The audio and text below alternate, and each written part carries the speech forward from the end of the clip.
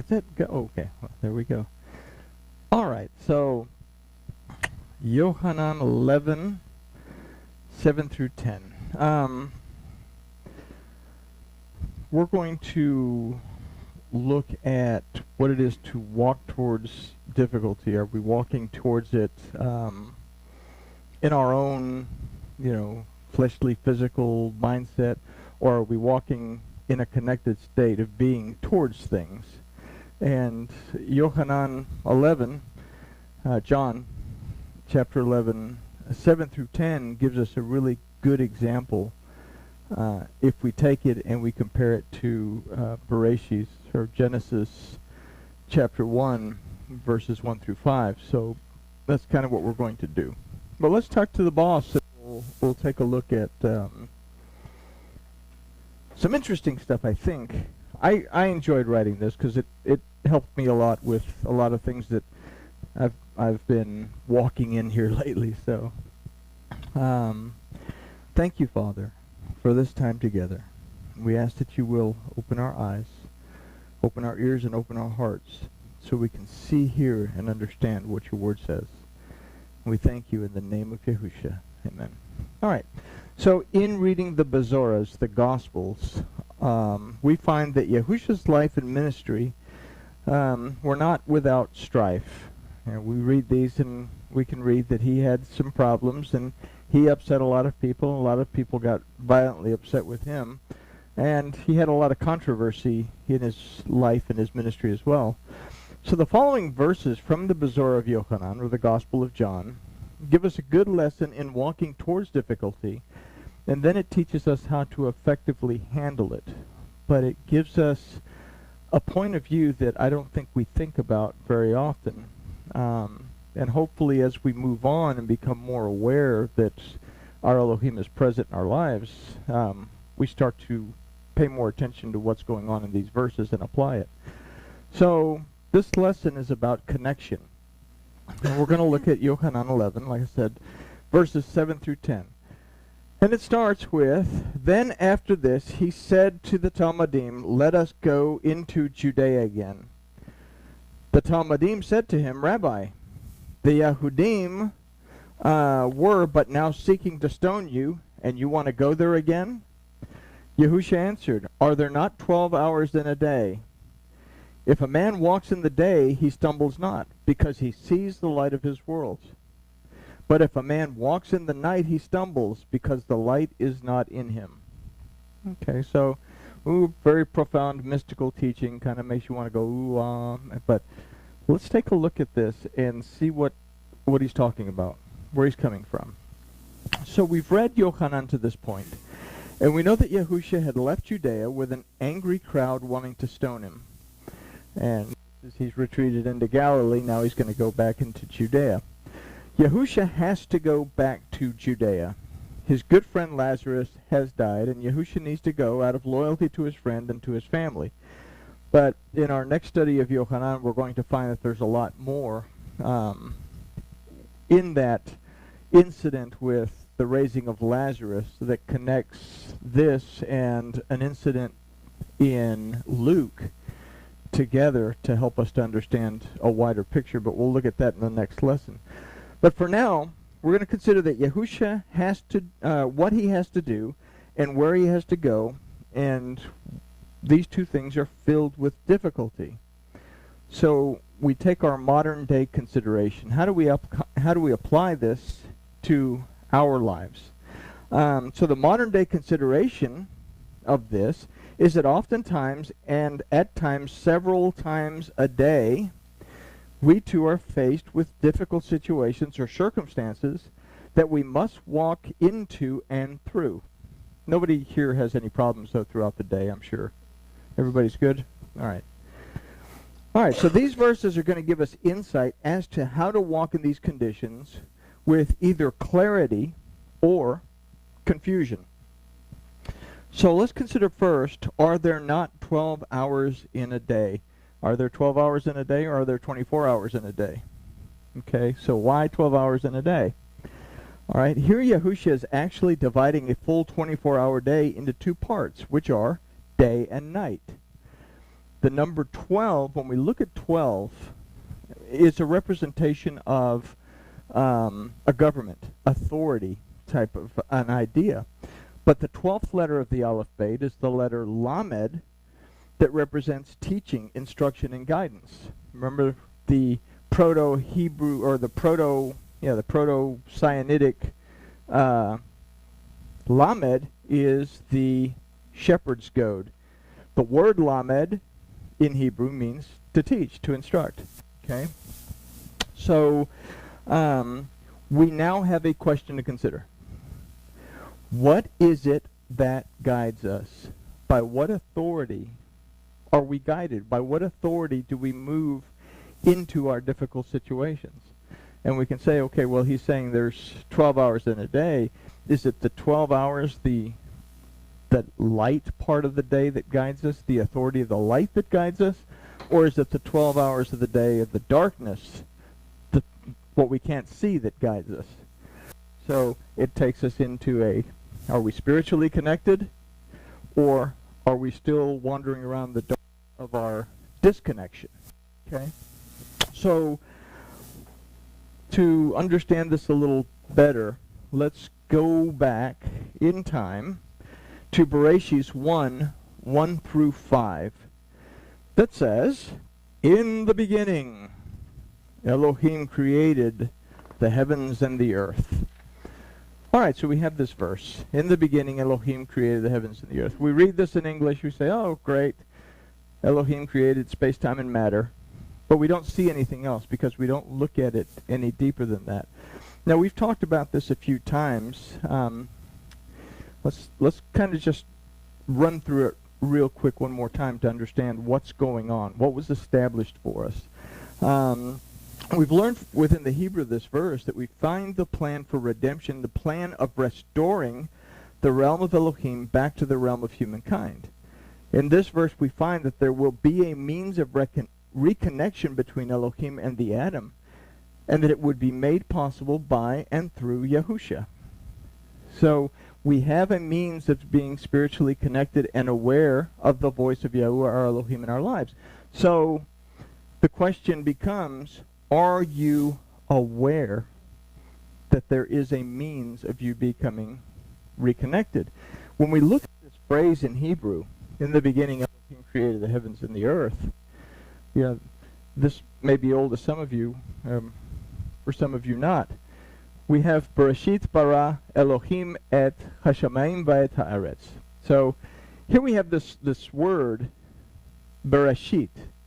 The word resh doesn't really mean to begin. Resh more specifically means to be at the top of something. The ancient Proto-Sinaitic picture of this, and I usually draw it backwards and I do a horrible job of drawing it, is the head of a person. So resh as a word represents authority. Okay? We have in our modern day Torahs this bait that is larger than the rest. It shouldn't be larger than the rest. The rules in writing a Torah scroll is that all the letters have to be the same size. But throughout the Torah, throughout the entire Tanakh, as a matter of fact, we often find letters that are larger or smaller that are giving us hints to something. In the ancient Hebrew, we actually find that this letter bait, which would be, I draw it terribly, the opening or a tent, this letter is actually floating higher than the rest of the letters. So it's not just an accident that they wrote this bait bigger. So bait as a letter, as a word, bait means house, means tabernacle. So what we have here is an idea that a guy named Rashi came up with, a commentator, that it's surrounded by the letter Pei. Now Pei, the first time that we see the Pei as a root of the word in the Torah, it's in the word Peneh, that means the presence. Okay? So here we have the presence of the tabernacle. Okay? So where do we find something that deals with the presence of a tabernacle? We go to Yochanan chapter 1, where we say, and the Word became flesh. And if we read it from Aramaic, it says, and he built his tabernacle among us. Okay? So the presence of the tabernacle has what? Resh, authority. Then we have this Yod, the smallest letter of the alphabet, stands alone. All these other letters are composed of a Yod. When the pen touches a paper, the Yod is formed. We draw the letter. For example, we just drew the letter Vav. And when the pen leaves the paper, the Yod is finished. So it's the first and the last mark of any letter. So when we have the first, the last, and the middle, we come up with the first, the middle, and the last, which is the word emet. That means truth. The Yod is also the root letter of the name Yahuwah. So in the Yod, it represents the truth, power, and the ability of Yahuwah Elohim to bring forth manifestation. Okay? Then we have this Tav that in Paleo-Hebrew is simply a mark. It represents a covenant, a mark of a covenant, but it also means a vehicle of sacrifice. So in this first word, Bereshis, we have that the presence of the tabernacle had the authority through the truth, power, and ability of Yahuwah to become the vehicle of sacrifice to restore a covenant. Okay? The word bara. Bara means created. John, it says, in the beginning was the Word. The Word was with Elohim. The Word was Elohim. Not to say that the Word was a deity. We are all Elohim according to Psalms. It simply means that the Word had the authority to judge. It had the authority to redeem. It had the authority to deliver. It had the authority to restore, to heal, and to bring rest. We all have this authority. I can forgive you. Okay? I can deliver you from the bondage of knowing that I'm upset with you and I forgive you. Okay? You rest in that. I have the authority to help you to get better. Okay? So I have the authority, although I should not use the authority, because if I use this authority to judge you, then I break the first 3 commandments. But I still have the authority to judge between what is right and what is wrong. So we look at bara. Okay? The word was Elohim. The word had the authority to redeem, deliver, restore, heal, and bring rest. Then it says that through the word everything was made, and without the word there was nothing made. Okay? So we have this word created. That means to make something. But bara, if we look at it, we break it in 2, then we have, again, the tabernacle, then we have the letter resh, again, authority, and then we have the aleph, that the authority of Yahuwah would be within the tabernacle. We break this way, and we have that the tabernacle had the authority of Elohim, but we also have now this word, which means son in Aramaic, bar, and then the aleph, composed of 2 letters yod, equals 20. Yod has a numerical value of 10. And 1 vav equals 6 is the same numerical value as the name of our Elohim. So the aleph represents Yahuwah Elohim. So the son of Elohim. So, Yahusha was the son of Elohim. And then we get in our Greco-Roman mindset, and he says, oh, he was Hercules. Being the son of Elohim, no big deal. We are all children of Elohim. We're sons and daughters. But John tells us that he was the only begotten of the Father, full of the favor, undeserved favor, and the truth of the Father. In other words, he was the only one that could actually complete the mission of becoming the vehicle of sacrifice to restore the covenant. Okay? Elohim simply means power. Okay? But in English, we should actually read this. In the beginning, Elohim created through the aleph and the tav. We leave this out because it's just a grammatical to us, an object pointer that's pointing to the nouns that are going to receive the action of the verb create, which happens to be the heavens and the earth. But the aleph and the tav, when we see it, always represents the word of Yahuwah. So it was through the word, and we'll see this again in a minute, through the word of Yahuwah, how this comes out into play in Yochanan. Hashamayim, the heavens, the realm of Elohim. Va'et, as a word, means and, but it also means to attach, means to reattach.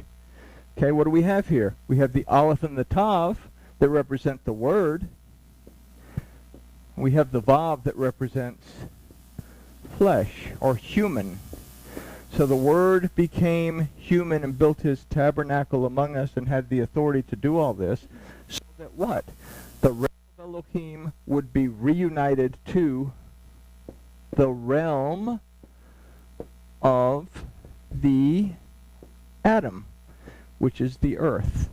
Whenever we see earth, it's usually a representation of us. Okay?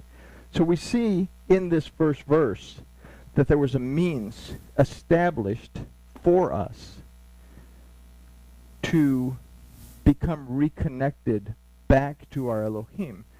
And Yochanan says, the word came, and those who believed and received the word were given the authority to what? Become the children of Elohim. Okay?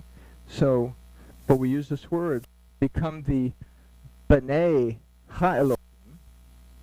Okay? Children of Elohim. What if it is the word Bana HaElohim? Bana means the restored of Elohim. That through the word, we have the authority to be restored back to Elohim, is what John is saying. Okay? So, there's the first thing. We have a means. We just have to accept that we have a means. Okay? Then we have two. Okay? We said, are we aware of this? And if we're not aware of this, then verse 2 is going to apply to us. Okay? We are still existing in verse 2 if we're not familiar with this. That says, now the earth was unformed and void, and darkness was upon the face of the deep, and the Spirit of Elohim hovered over the face of the waters. Saying, well, you're just telling the creation story. Okay? We're telling the creation story from an English point of view. From a Hebraic point of view, it's much more than simply the detailed accounts of creation. Okay? If we read Bereshis and we consider science, everything that happens in Bereshis and creation can be confirmed scientifically. You have what? Let there be light.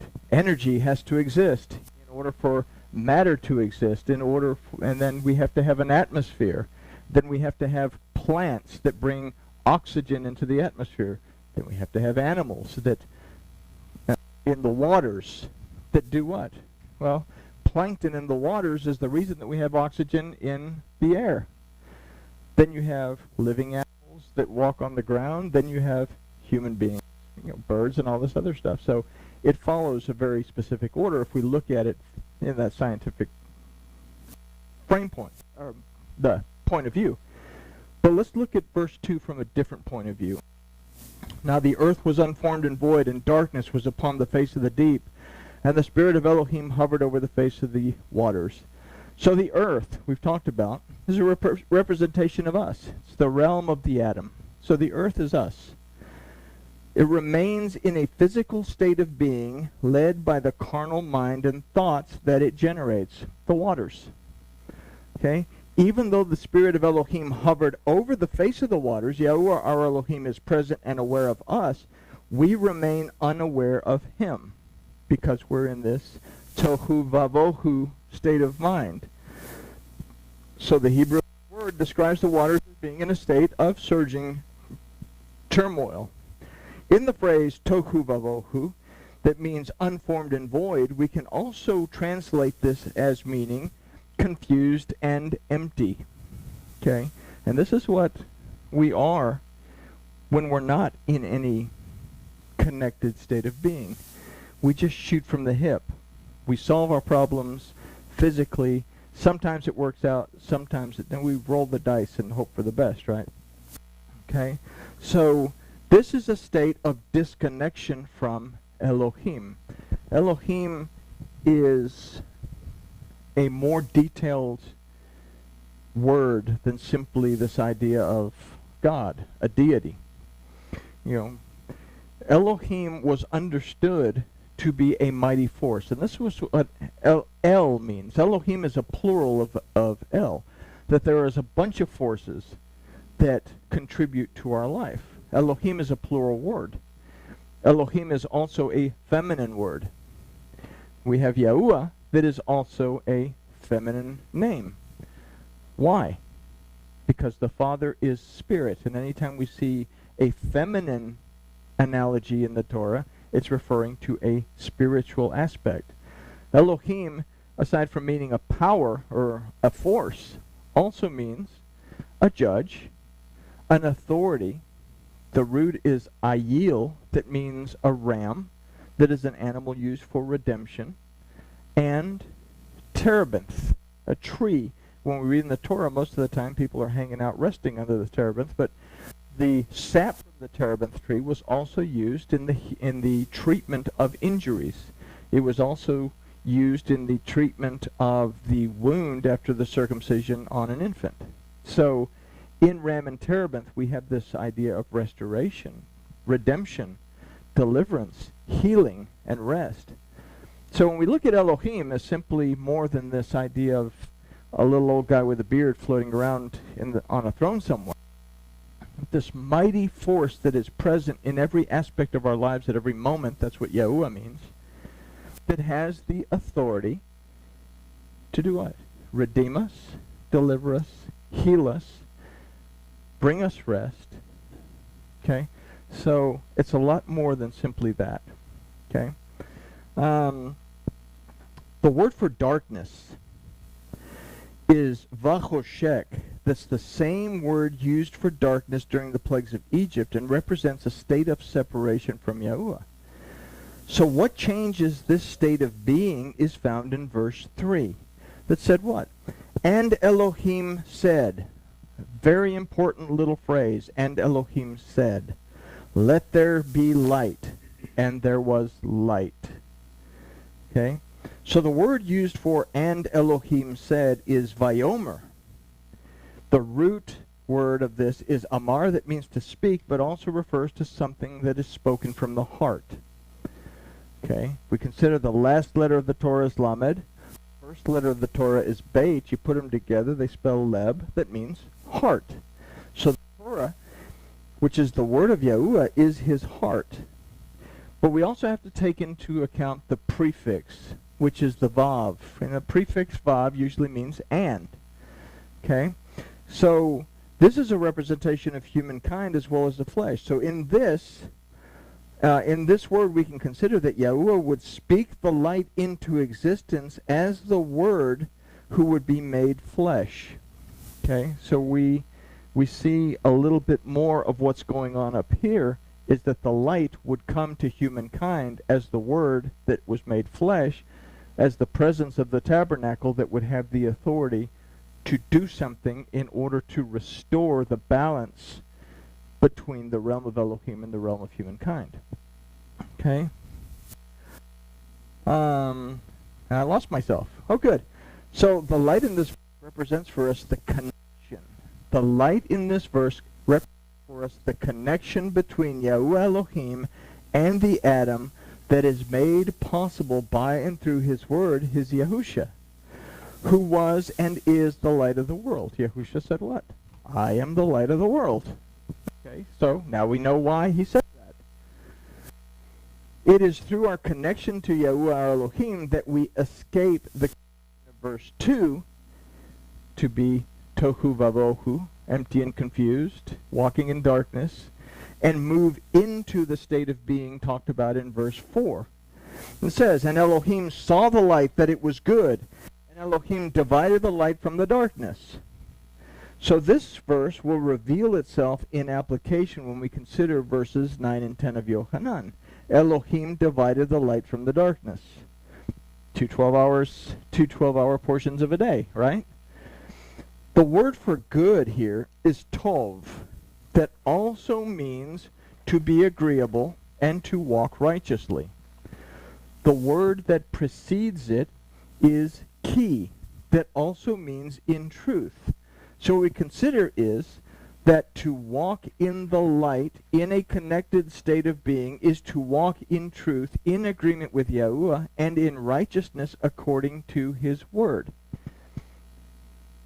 The word Torah means instruction. We have an instruction book that tells us how we build our relationship with our Elohim, how we respect ourselves, how we have to stop and take time to acknowledge that Elohim is with us, and how we love our neighbor as ourselves. This is all contained within the book of Torah. You have a whole bunch of little episodes of things that are going on that all interlock. Okay? We can get instructions over here in Vayikra and find an expanded commentary going back to Bereshis. We can find the commentary in Levitic, or the ruling or whatever in Vayikra, and go back to Genesis and find an exploded view of how we should apply this. So, and an example is, talking earlier, that if I steal something from Susan, Susan can forgive me, but I am still required, according to the to pay back to Susan what I took, plus 2 or 3 times as much, depending on what it is. But I can also rely on what was going on between Jacob and Esau when Jacob came to Esau after all this time away, and he says, I have all this cattle for you, brother. I'm giving it to you because I feel like I cheated you. I'm sorry, I'm paying it back to you. Really, I just don't want you to slaughter me and my family and everything that I have, so I'm trying to appease you. And what does Esau say? I don't need it. I've got plenty enough. You keep it. So we see there that although I'm required to pay back because I stole something from someone, that someone can forgive me and say, I appreciate that you offered it, but I don't need it. You can keep it. In that case, I have that little thing. So the Torah plays on itself, but we just have to know where to look, right? Anyway, going back to what we're talking about. So we can consider what it is to walk in the light, in a connected state of being, is to walk in the truth, in agreement with Yahuwah, and in the righteousness according to his word. Now, these are not religious ideas. Okay? We have to separate this idea of, oh, well, the Bible is a religious book. It's an instruction book on how to live. And these, what we're talking about, are character traits that we have to develop. Okay? Then it says, and Elohim called the light day, and the darkness he called night, and there was evening and there was morning one day. So that there is evening before morning tells us that we have to be able to perceive the light before we can walk in it. In other words, we must become intimately aware of the presence of Yahuwah, our Elohim, in our lives, and become sensitive to listening, Shema, for his voice. Now, the word used for evening is erev, and it's the first time that we see the letter ayin as a root of a word in Torah. Ayin, we look at it, and it basically what we're seeing is 2 eyes. Ayin as a word in Hebrew means eye, but it also represents perception. Our ability to perceive, discern, and understand. So, ayin is the letter that represents perception. So we have to be able to perceive the difference between the light and the darkness. We have to be able to perceive the difference in the 12 hours in the daytime or the 12 hours in the nighttime. Or perceive the difference in the authority of the word of Yahuwah our Elohim and our connection to our Elohim by and through that word. Or do we perceive only our empty and confused state of being as we try to stumble around in the dark? Having considered this, now we can take maybe a clearer look at what's going on in verses 9 and 10 of Yochanan. Verse 9, Yahusha answered, are there not 12 hours in the day? If a man walks in the day, he stumbles not, because he sees the light of the world. So if we are governed by the light in our day, the word yom can also mean lifetime. So if we are governed by the light in our lifetime, we walk without stumbling because we are aware of Yahuwah, and we are aware that he is aware of us. Those are two factors in the four factors that we've talked about. The first one being, do I believe that Yahweh Elohim exists?